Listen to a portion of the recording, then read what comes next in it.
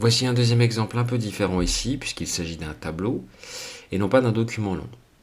La première question qui va se poser ici, c'est si jamais j'ai des changements effectués, est-ce que je décide de les effectuer manuellement, puisque je me sens suffisamment à l'aise avec le logiciel, ou bien je fais intervenir ici des fonctionnalités tierces qui vont me permettre d'aller beaucoup plus vite. J'ai fait parvenir ce tableau à mon directeur, et ce dernier me le renvoie en me disant qu'il aimerait que j'apporte des corrections, notamment sur la colonne pays d'origine. Effectivement, il aimerait qu'à la place de l'intégralité des mots, on place simplement des initiales, des raccourcis pour pouvoir aller un petit peu plus vite.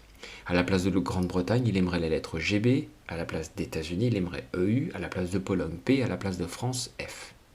Est-ce que je décide de faire ces changements et ces remplacements manuellement, ou est-ce que je fais intervenir une fonctionnalité tierce? Je vais opter pour la fonctionnalité tierce. Pour remplacer des éléments qui existent déjà, c'est-à-dire lui demander de rechercher des éléments qui sont déjà inscrits dans mon tableau et les remplacer par autre chose, je vais faire intervenir ici une recherche et un remplacement. Je vais me diriger dans la partie et l'onglet Accueil de mon ruban, et dans le groupe Édition, je vais opter pour Remplacer. Je retrouve ici la boîte de dialogue que je connais, mais je ne suis pas au même endroit. Effectivement, je suis dans un onglet qui s'appelle Remplacer. Précédemment, j'étais dans l'onglet qui s'appelait Rechercher, qui me permettait ici d'inscrire ma recherche selon des critères particuliers, de les rechercher dans l'intégralité du document par exemple, et puis de les surligner pour pouvoir agir sur toutes ces occurrences en même temps.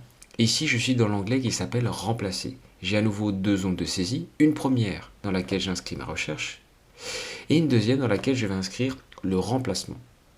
Tout d'abord, si votre boîte de dialogue ne ressemble pas à la mienne, mais plutôt à ça, dans ces cas-là, pensez bien à chaque fois à bien cliquer sur le plus pour faire et déployer l'intégralité des options qui peuvent s'offrir à vous.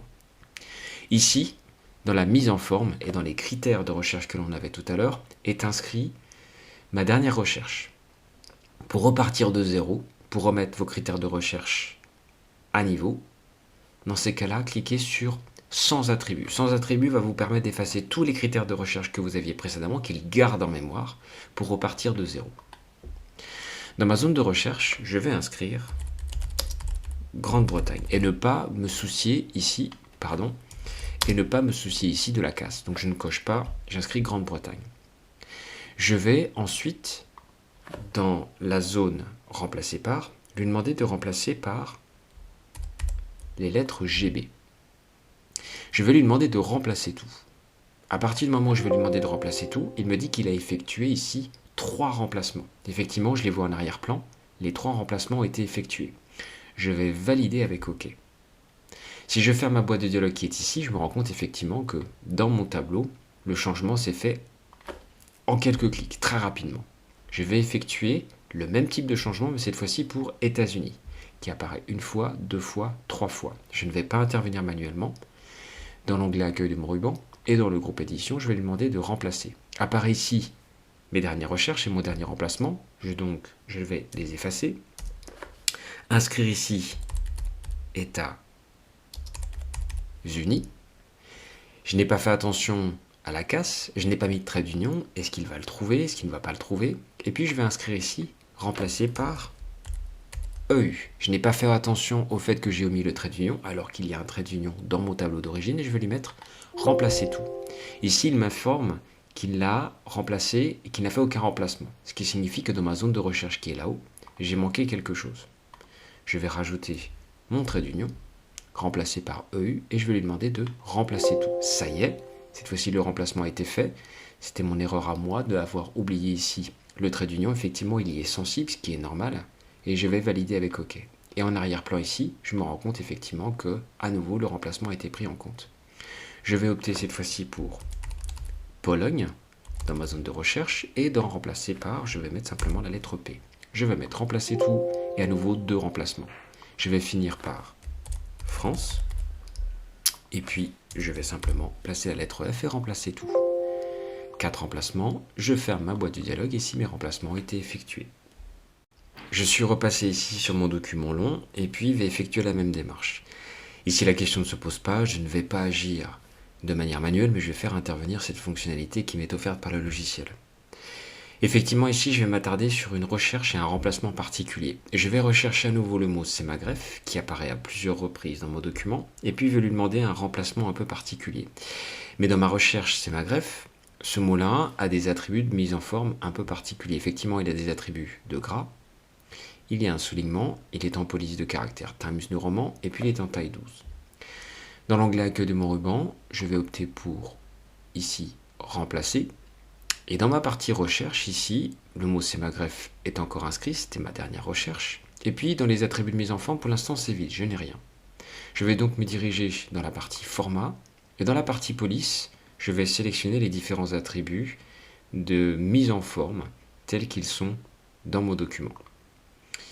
J'ai affaire ici à un style de police en gras, en taille 12, en couleur rouge, c'est bien cette police de caractère ici, c'est un soulignement classique, je vais valider avec OK. À partir du moment où j'ai sélectionné les attributs de mise en forme, ils me sont synthétisés ici. Ici, j'ai bien 12 en gras, un soulignement et couleur de police rouge. Avant de remplacer, je vais simplement faire rechercher suivant pour voir si effectivement, selon mes attributs de mise en forme, il est capable de les repérer dans le document. Ici, effectivement, je vois que il navigue dans mon document, qu'il est capable de les repérer. De remplacer par, je vais opter cette fois-ci pour des attributs différents.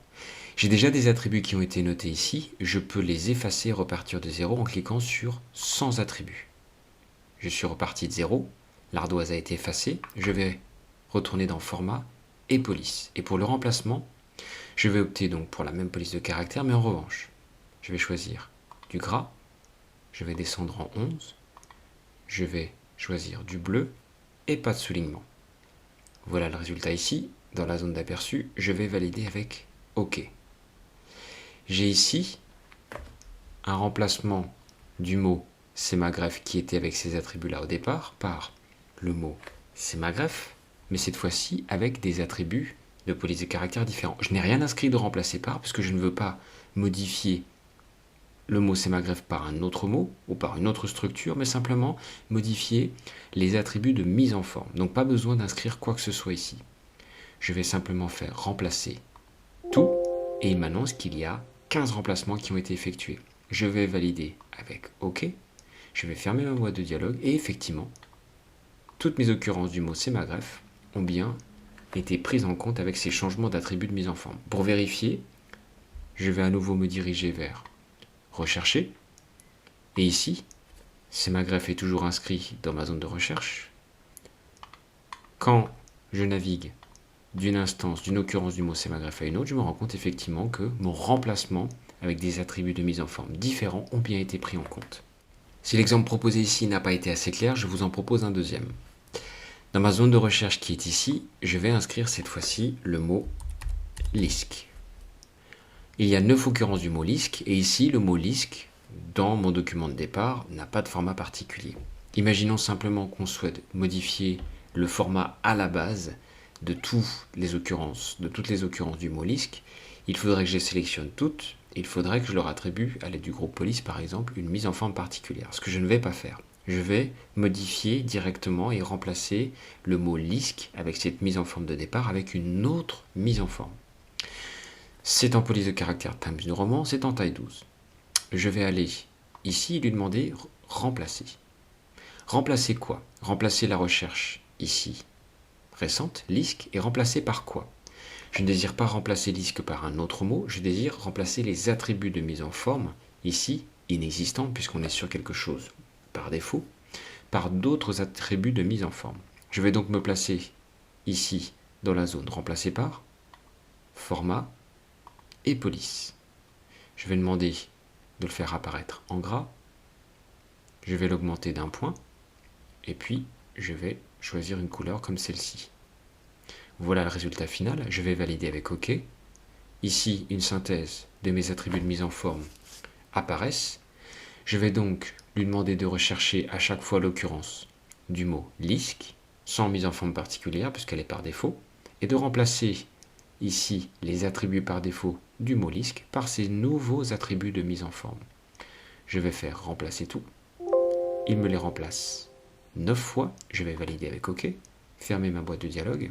Je vais retourner ici et lui demander de me retrouver les occurrences du mot LISC. Les voilà. Et ici, mes nouveaux attributs de mise en forme ont été pris en compte. J'ai fait parvenir ici ce document acquis de droit et on m'a demandé de réviser simplement une partie du document, en l'occurrence celle-ci, où j'ai une tabulation gauche qui a été placée sur ma règle à 6,5 cm de ma marge gauche, et on aimerait que cette tabulation soit reculée par exemple d'1 cm à 5,5.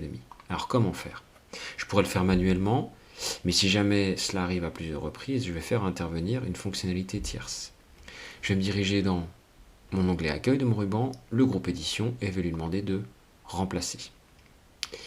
Je vais effacer ici les attributs. Si jamais mes attributs précédents apparaissent encore, je repars de zéro.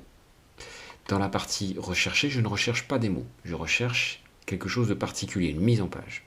Je vais me diriger dans la partie format et je recherche une tabulation. Dans la partie recherche ici, de la position, je lui inscris simplement la mesure qui est de 6,5. C'est bien un alignement gauche, effectivement. Je valide avec OK. Ici, mon critère de recherche a été pris en compte. Je me dirige dans la partie remplacer par. On ne désire pas remplacer par des mots, on désire remplacer par une nouvelle tabulation.